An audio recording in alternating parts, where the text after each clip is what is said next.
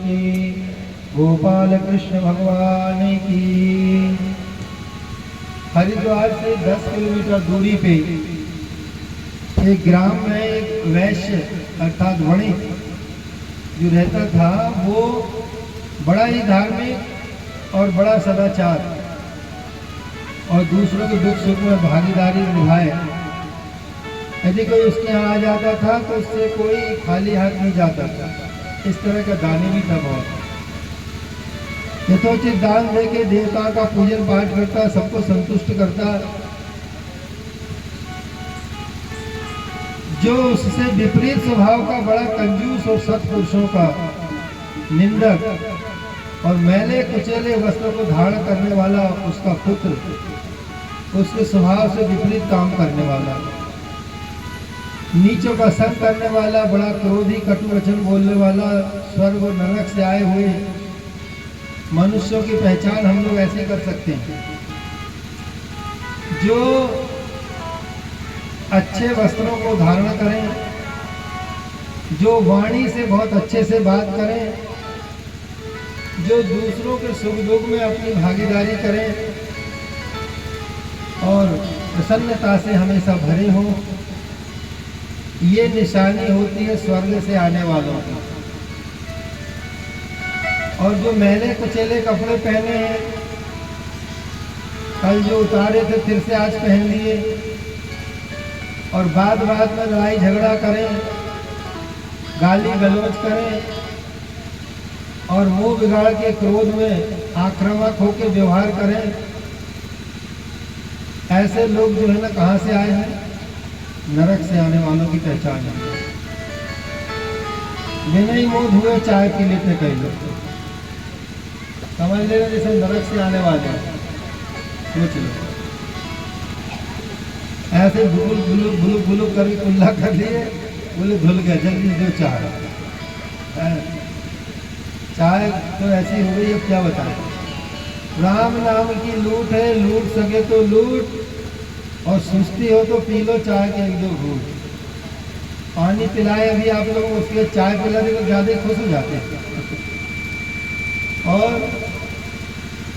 माला फेरत जो गया गया न मन का फेर। माया राम जी चाय पियत से स्वर्ग में पहुंचत लगे न देर। अब भैया जिसको स्वर्गवासी बनना है तो खूब चाय पियो, हमने तो बतला दिया आपको, आगे आपकी इच्छा हो। जोर से बोलिए वृंदावन बिहारी लाल की। स्वर्ग और नरक से आए हुए मनुष्यों का आपने सुन लिए वर्णन। तो आप लोग अपने पास में जो भी है स्वच्छ अवस्था में रहने का प्रयास करें।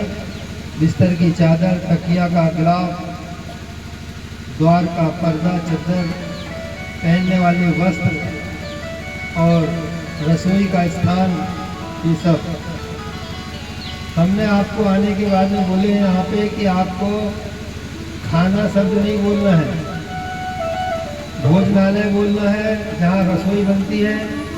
और जब आपको रसोई घर में प्रवेश करना है तो रसोई को, जहाँ भोजन बनता है उसको रसोई बोलते हैं, जहाँ रस बने जीवन का। और जो लोग पहले दिन तो माफ़ कर दिए थे आपको कि खाना नहीं बोलोगे करके, पहले दिन तो बोले थे कि बोल लो तो कोई बात नहीं, क्षमा कर देंगे। लेकिन दूसरे दिन से दंड दिया जाएगा, और दंड में भैया 1 नारियल रखे हैं। आपने खाना शब्द बोलो और 1 नारियल देना पड़ेगा। जिसने खाना खा लो बोला, खाना खाएगी नहीं खाए बोले 1 नारियल। आप लोगों ने भी सुन लिए। वैसे हमारे कल से आज तक करीब 20 नारियल हो गए हैं। 20 नारियल तो हो ही गए। 1 नारियल भी 10 रुपये में बेचो, 200 रुपये हो जाएंगे। बोलिए वृंदावन बिहारी लाल की। खाना देखो, हमारे भारतीय संस्कृति के शब्दों में भाव छिपा हुआ है, शब्दों में ही अर्थ मिलता है। जैसे राम बोलते कि नहीं, राम को बोलने में हमें आराम मिलता है ना। और यदि जो राम नहीं बोला अच्छे से तो उसका उल्टा करके देख लो क्या लिखा है। राम शब्द को उल्टा पढ़ो, क्या हुआ? मरा। जो राम को नहीं भजा, राम के बताए हुए रास्ते पे नहीं चला तो वो मरा। राम शब्द का उल्टा मरा होता है। तो हमें तो मरना नहीं, हमें तो जिंदा रहना। अभी पिपरिया माँ की और भागवत कहना फिर से एक बार और, तो हम तो भैया उल्टा नहीं पढ़ते, सीधे ही पढ़ेंगे। बोलिए राजा रामचंद्र की। तो एक बार क्या हुआ, उस वैश्य के कुल में ऐसा दुर्बुद्धि वाला विकृत पुत्र पैदा हो गया, जिसके बारे में हमने आपको बताया। अब उसकी स्त्री लेकिन बड़ी पतिव्रता थी, उसे भी लड़के के लक्षण बिल्कुल नहीं भाते थे। क्या बताऊं, बड़ी परेशान हूँ, क्या किया जाए क्या नहीं किया जाए। एक दिन वैश्य परिवार ने सपरिवार पुरोहित जी को साथ में लेकर पैदल गंगा जी की यात्रा को आरंभ कर दिया और रास्ते में चले जा रहे थे। 3 मील रह गई थी गंगा जी। सायंकाल सबने अपने एक स्थान पर निवास किया। रात्रि को लगभग 1 बजे के लगभग जो पुरोहित जी थे शौच क्रिया के लिए दक्षिण दिशा में चले गए और वहाँ कुछ दूर पर जाने के बाद उन्होंने देखा कि बड़ा तेज प्रकाश हो रहा है वहाँ पर। तो वहाँ प्रकाश को देखने के बाद वो उस तरफ चले गए कि किस प्रकार से प्रकाश हो रहा, क्यों हो रहा है, देखा जाए। तो भीड़ को देखने के बाद पता लगा कि वहाँ भोजन का इंतजाम हो रहा है। बड़े खुश हैं वो सब लोग। डरते डराते से पुरोहित वो भूतों के पास में पहुंचे। उनके पास में जाकर पूछा कि आप लोग कौन हो। तो वो बोले कि हम लोग तो भूत प्रेत है सब, हमारी लड़की की शादी हो रही है, बारात भोजन कर रही है और वर कल आने वाला है। पुरोहित जी ने पूछा कि वर कहाँ से आएगा। प्रेतों ने कहा कि सेठ जी का वो जो लड़का है ना 16 साल का, वो आने वाला है और कल प्रातः काल मर जाएगा और उसके जो कर्म थे बुरे कर्म, उसके अनुसार उसको प्रेत योनि मिलने वाली है, इसलिए हम लोग खुशी मना रहे हैं। घबरा गया पुरोहित मामले गड़बड़ हो गया था। चलो अच्छा वो मैं यहाँ पे आ गया। अब जब पुरोहित ने यह सुना तो बेचारा हक्का बक्का सा रह गया, क्या किया जाए। सोचने लगा कहीं यह बात यदि सच ना हो जाए, नहीं तो बड़ा गड़बड़ होगा। प्रातः काल उठने के बाद में सब वो गंगा जी को चल दिए। गंगा जी 1 मील रह गई थी और एक विशाल सांड वहीं गंगा जी के किनारे से मिट्टी खोदते हैं ना जानवर, कई बार रेत मिट्टी खोदते हैं फिर से सींग में लगा के। ऐसे गंगा के किनारे में से एक सांड वहाँ से दौड़ते हुए आया और आने के बाद में उसके सींग में जो गंगा की मिट्टी लगी थी वो उसके लड़के के पेट में घुस गया। सींग मिट्टी सहित जैसे ही घुसा तो जिससे वह लड़का तुरंत मर गया। और मरने के बाद में अब कहाँ का नहाना धोना किसी का, सब रोते धोते जगह जगह पहुँचे रात्रि में पहले। अब वो पुरोहित जहाँ भूत प्रेतों को देखा था वहाँ जाने के बाद में देखा तो सब भूत प्रेत रो रहे थे, बेचारे रो रहे हैं सब। बोले क्यों, क्या हो गया। तो कह रहे महाराज क्या बताए, लड़के के कर्म तो ऐसे खराब थे कि उसे हमारे पास में आना था, लेकिन बहुत बड़ा धोखा हो गया। सांड के सींग में गंगा की मिट्टी लगने से और उसका सींग पेट में लगने से उस बच्चे के सारे पाप समाप्त हो गए और वो मुक्त हो गया। बोलिए वृंदावन बिहारी लाल की जय। बताओ, बुरा आदमी भी गंगा के स्पर्श से, मिट्टी के स्पर्श से, और वो मुक्त हो जाता है। ये भागवत जी की कथा का प्रसंग है। आप लोगों को प्रमाण बतला दें कि पुराने लोग अभी भी जो गंगा जी की यात्रा में गए हैं वहाँ से गंगा को लेकर आए हैं, और जिन्होंने ये कथा सुन रखी थी वो हमारे बड़े बुजुर्ग लोग एक कुटकी में, एक प्लास्टिक में अलग से गंगा की वो रेत बालू भी उठा के लेके आते हैं। अभी भी कई घरों में कांच की शीशी में वो बालू रखी है, गंगा की रेत। कभी देखा आप लोगों ने? देखा होगा पहले पुराने समय में घर में गंगा जी का जल और गंगा की रेत अक्सर रखते साथ में। क्यों? यदि गंगा जी का जल न मिल पाए तो उसकी रेत को स्पर्श करा दो तो उससे मुक्ति मिल जाती है, इतना शक्ति है उसमें। तो गंगा मैया की बड़ी महिमा है। गंगा मैया में जब तक के पानी गंगा मैया के लिए गीत गाते कई लोग। गंगा मैया हो गंगा मैया,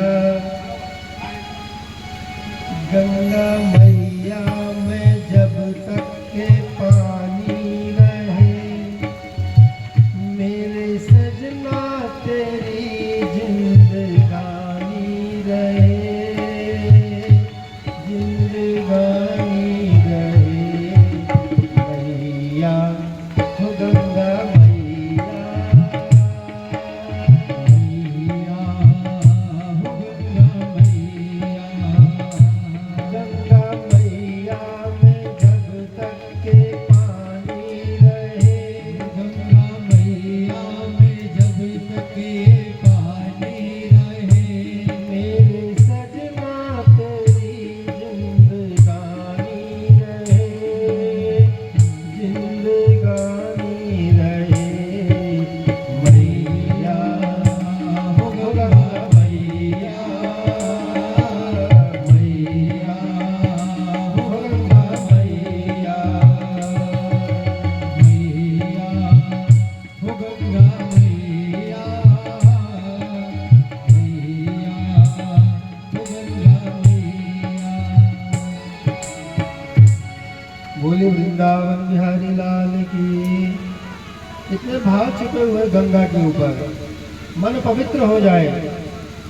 और बहुत से लोगों की जानकारी आपको बताएंगे। सूर्य मंडल से ध्रुव लोक की दूरी 38 लाख योजन है। आपको एक छोटा सा प्रसंग है भागवत जी में, जो किस भूमि से किस लोक से जाने में कितनी दूरी है ये बताते हैं।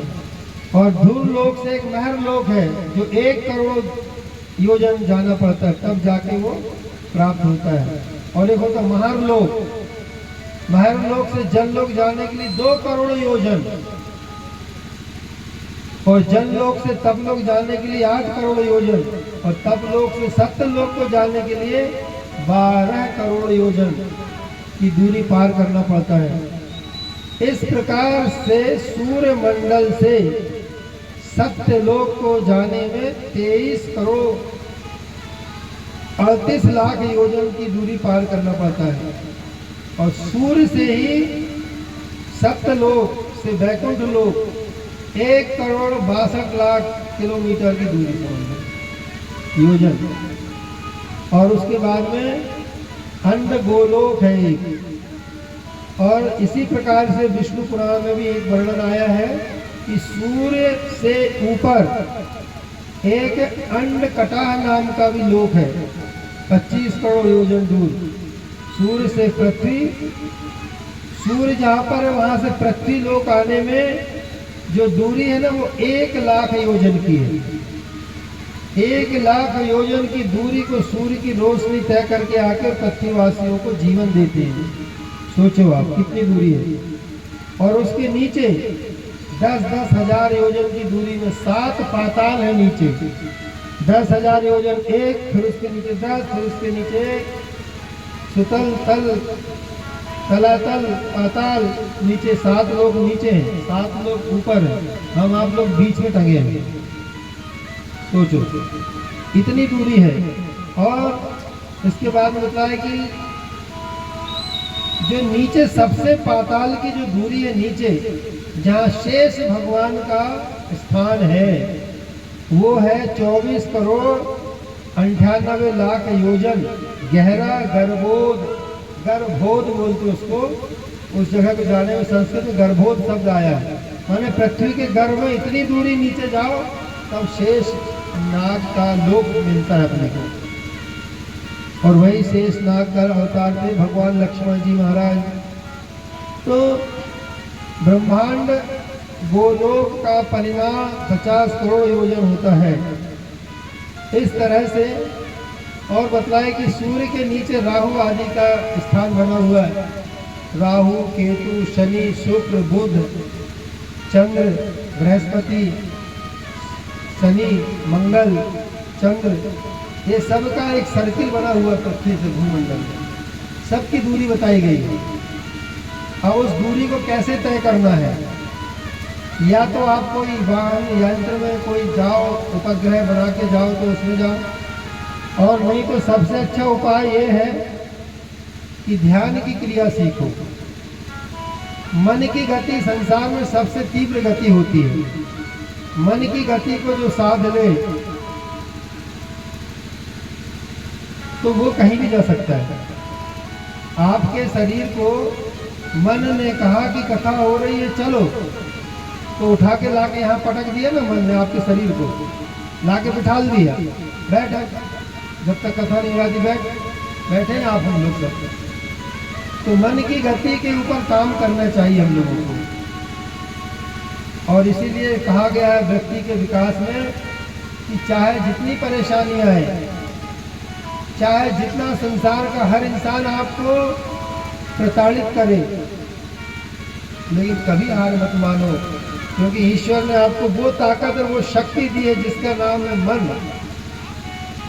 मन के हारे हार है, मन के जीते जीत, और मन ही मिलावे राम से और मन ही करे हजीत। मुसीबत भी वही मन करता है। अब आप अभी यहाँ बैठे हुए हो तो बड़ा आनंद हो रहा है, बड़ा मंगल हो रहा है, और अभी और कहीं होते तो एक दूसरे के बारे में बुराई करते कि नहीं, चुगली करते, फलाना ऐसा, फलाने ऐसे, उसका ऐसा, उनने ऐसा नहीं किया, उनने ऐसा नहीं किया। जबरदस्ती प्रधानमंत्री बन जाते बिना चुनाव का, कुछ ही बताने लगते, तो उसका दोष लगता है। कोई भी अच्छे और बुरे कर्म आप जो करते हो उनके सबके दोषों का भुगतान हमें भोगना पड़ता है। तो ये लोगों की दूरी के बारे में आपको बताए। पाताल में शेष सैया में विराजमान शेष नाग के रूप में भगवान शेष जी का स्थान है। राजा परीक्षित ने कहा कि हे प्रभु, हे महाराज, ये बताइए कर्मों के आधार पर व्यक्ति को कैसे दुख झेलना पड़ता है। तो राजा परीक्षित ने महर्षि से बतलाए कि हे महर्षि जी, वैचित्र्यं लोकस्य कथम इति, लोगों की विचित्र गणना है, उसके बारे में आप हमें बताएं। तो कहा जो मनुष्य को ऊंच और नीच गति प्राप्त होती है, वो इनमें विषमताएं क्यों हैं। तो सुखदेव जी महाराज बोलते हैं कि मनुष्य के भीतर में 3 प्रकार के वृत्तियां होती है, 3 प्रकार के गुणधर्म होते हैं। उन गुणधर्मों के आधार पे उनके द्वारा कर्म होते हैं, और वैसे परिणामों के आधार पे उन्हें फिर वैसे लोगों की प्राप्ति होती है। तो कहा कौन सी गुणधर्म है। तो कहा 3 प्रकार के गुणधर्म होते हैं, सतोगुण, रजोगुण, तमोगुण। सत, रज, तम, इन तीनों के साथ में हमारे द्वारा व्यवहार किया जाता है। सतोगुण का यदि कोई है, सतोगुण वाले जो लोग होते हैं वो हमेशा श्रद्धा के साथ में ईमानदारी से मेहनत करके और बिना किसी को हानि पहुंचाए और धन को कमाते हैं, और उस धन का श्रेष्ठ और उत्तम कार्यों में व्यय करने का कार्य करते हैं। जब धर्म के कार्य में जब हम धन को खर्च करते हैं तो धनात् धर्मात् ततः सुखम, धन कमाओ मेहनत से, फिर धर्म करो, धर्म करने से आपको सुख की प्राप्ति होगी, और जब सुख प्राप्त होगा तो आप पुनः धर्म कर सकते हो। अब दुख मिल जाएगा, हड्डी टूट गई, दिमाग खराब हो गया, घुटने टूट गए, चल फिर नहीं सक रहे हैं, लंगड़े अपाहिज हो गए, तो धन कैसे कमाओगे। इसलिए अभी अच्छी हालत में यहाँ पर जितने सब बैठे हैं, बहुत ही टॉप में चल रही है शरीर की हालत। तो धर्म करने के लिए बैठे हैं। ये धर्म आपके रास्ते में आपके स्वास्थ्य को, आपके जीवन को मजबूत बनाते जा रहा है। और भगवान नाम का आश्रय भी लेना चाहिए, है ना। तो एक बार प्रेम से भक्ति के साथ में भगवान का चरित्र श्रवण करते करते अपने मुंह से पूरे भाव के साथ में कीर्तन करिए। श्रीमन्नारायण नारायण नारायण, श्रीमन्नारायण नारायण नारायण। भजन कर लो, क्योंकि नरक की यात्रा के बारे में बताने वाले हैं, कहीं उसमें अपना नाम तो नहीं है। बोले जोर से वृंदावन बिहारी लाल की जय हो।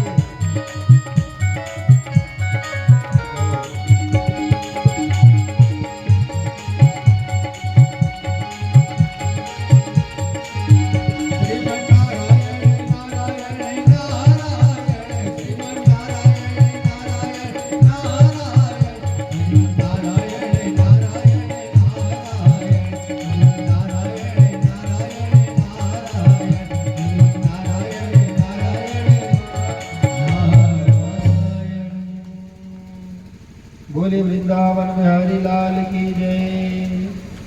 सम प्रिय सुहृद ब्रह्मन् भूतानां भगवान स्वयं इंद्रस्थारेथे कथम दैत्यान् वधीत विषमो यथा। जिस लोक में आप हम विराजमान हैं, ये है मृत्यु लोक। कौन सा लोक है? यहाँ जो आएगा यहाँ से वो जाएगा।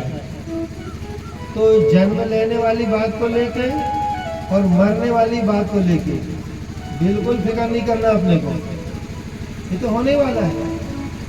फिक्र करना जन्म से मृत्यु के बीच का जो समय भगवान ने आपको दिया है, इसमें आपको क्या करना है, अच्छा करना है या बुरा करना है, ये आपको दिया भगवान ने। तो इसमें आप अच्छा करके अपने आप को अच्छा बना सकते हो, बुरा करके इतना बुरा बना सकते हो कि भक्ति पहले ही राम नाम सत्य हो जाए, ये आपके ऊपर है। तो बतलाते हैं ऐसे जैसे पृथ्वी लोक है, ऐसे विष्णु लोक है, ऐसे गोलोक है,